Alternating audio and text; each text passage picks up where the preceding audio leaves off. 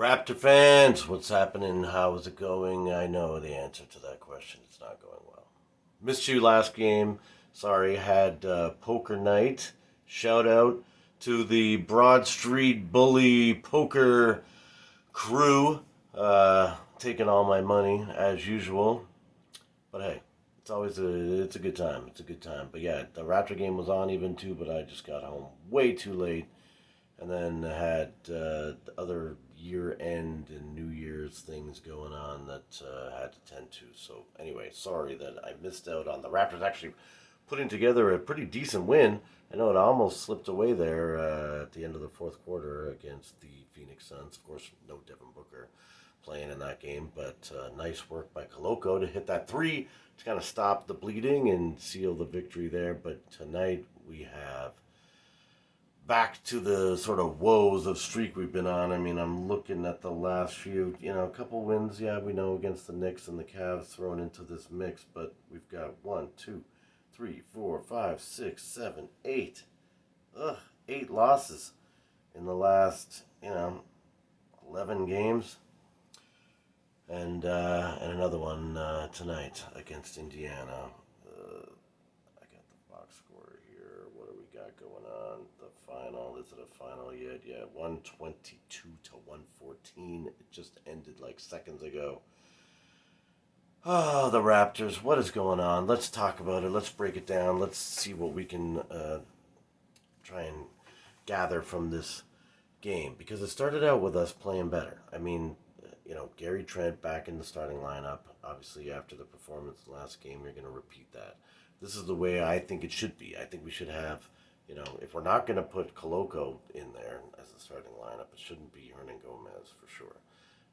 Let's get Gary in there. Let's give this guy some respect. Let's hope that he's going to re-sign with us next year because I still think he's one of our only creative guys out there getting points. And I think when we do have a little glance at the box score in a minute, it's going to prove that out. Because they were going to him, he was hitting shots, and they seemed to be moving the ball even. I don't know what was up with Scotty Barnes. Obviously, somebody's talked to him about moving the ball and looking to distribute. Maybe there is a Fred Van Vliet. Here, sorry, I got something going on in the front here. Maybe there is a Fred Van Vliet trade incoming, and someone's saying, "Hey, Scotty, get your butt out there and let's be point guard ready, so that when we trade Steady Freddy." We got somebody to move in and take his place. But the thing I don't like is quit telemarking what you're doing. Like he's not looking at the basket at all. And I mean, okay, a couple of times, yes, he's looking off to somebody else, and then he's able to dish it over here, which he's pretty good at.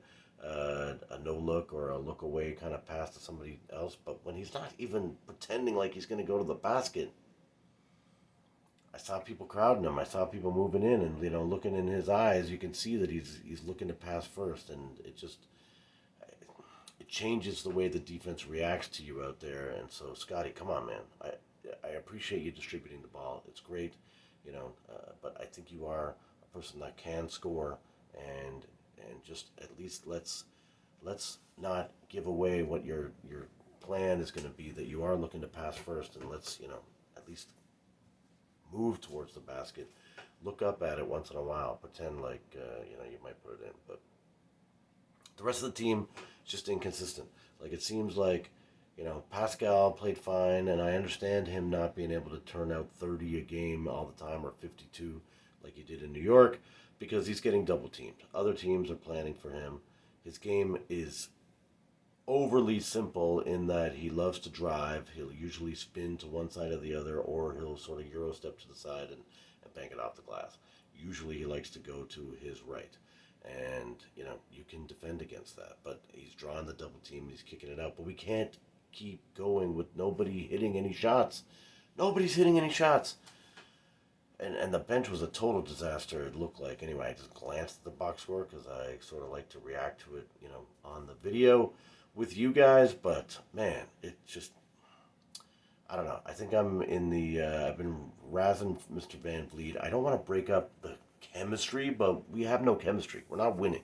Even when I was at poker the other night talking to the guys there about the Raptors, I mean, everyone agrees we've got talent, we've got players, we've got the personnel to be able to put this thing together.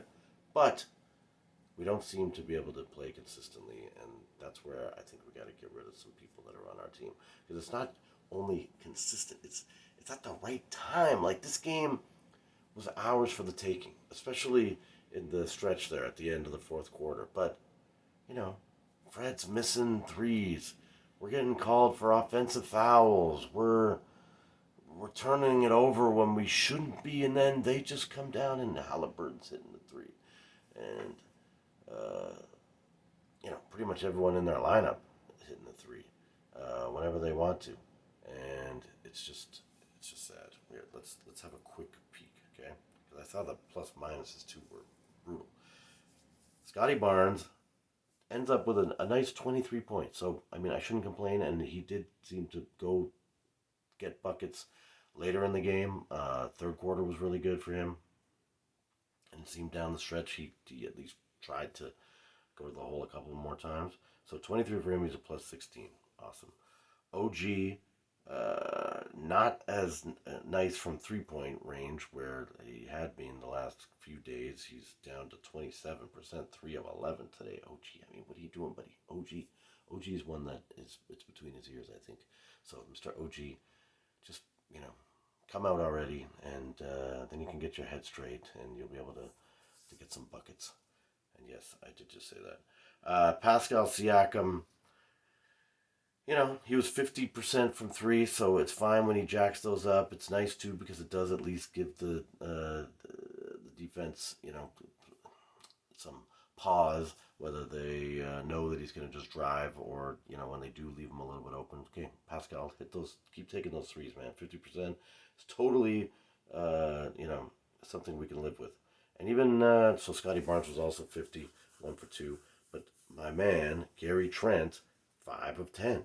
So, Gary Trent Jr., let's get the ball to Gary Trent Jr. And I know we tried to OG, because OG's normally going to hit a little more of those. But Pascal and Scotty, let's get you taking some more, You guys are doing good because Malachi comes in and goes 0 for 1. And somehow he's a minus 18. I don't know what Malachi was doing out there because he had 8 minutes. And he was 0 field goals made, 1 attempt, and it was a 3. And yeah, and then he's got a bunch of zeros beside his name everywhere else. 1 turnover. Anyway. And then Boucher, same thing, 0 for 1, 0, 0, 0, 0, 0, 0, 0. Boucher has really, really declined. I don't know what is going on with Boucher. I'm a Boucher fan. I'm a Canadian player fan. I want to support our guys. I want to see them out there getting minutes. I want to see them out there being productive. I want to see them, turning on the fans and getting everybody riled up. But Mr. Boucher, what the heck, buddy? You have got to get your game improved here. Like, you only were out there for 4 minutes, but it's because you're not doing anything. You're sucking the big one. I saw him a couple of times. Did he even end up with any rebounds? Then he got 1 rebound. I was going to say, I think I saw the 1 rebound that he had. And yeah, not good. That, I mean, I don't know. That minus 14. That's the other thing. Precious coming back in his first game back. Like, oh boy, Precious, you did not look good. I don't know, where is your ring? You need to get that back so that you can actually maybe play a little better. I know you can't probably wear jewelry while you're out there, but you know what I'm talking about. 1 for 3 in field goals total. He missed a 3-pointer that he attempted. 50% even from his free throws. He had 2 assists, 1 steal, 3 blocks. I mean, okay, 3 blocks is all right. Led our team in blocks. And then Koloko out there for a bunch of useless minutes as well. I don't know. It's not good, man. It's not good. Especially when you look overall. Sorry, I didn't look at overall. 3-point percentage were 33.3. Hernan Gomez doesn't even play, which I don't understand that either. The guy, he's starting games and then he rides the pine. They were 37% from 3-point range, and that was the difference. But I don't know. I know it's a make or miss league, and I know the threes have become super important, but I think that the Raptors style, if we're gonna just come down the floor, pull up, like I think even Pascal one time had a pull up 3. Those ones are not as good, Pascal, especially when it's so early in the shot clock and you're just gonna jack it up and then it's a turnover. Like, On those plays, we'd be better off to get two. Like, I don't know why we're not move the ball, move the ball. Alvin Williams was talking about it even during the broadcast. It leads to more open looks, and you're going to get higher percentage shots. So when your threes are sucking, let's move the ball around and try and get more open threes. And when somebody does open up, in the lane or somebody cuts to the bucket, let's get it to them. Because a made two is better than a missed three, no matter what these stats are. And, for how important the 3 point shot and bucket are in today's NBA. A missed three is way worse than a two that is made. And on the twos, you're getting fouled, you get and ones, you get 3 point plays anyway once in a while. So I don't know, man. I think I'm ready to blow it up. I think might need to trade. There's a bunch of rumors going around. Fred VanVleet to the Bulls. Let's just do it. Let's do it. I don't know if Zach LaVine is really a winner or not. He kind of seems a little whiny. Even in those dunk contests when he's not winning them, he seems to get a little upset too easily. But hey, this guy can hit the three. At least it seems when he plays the Raptors. I don't watch a ton of Bulls games against other teams, but he's 27.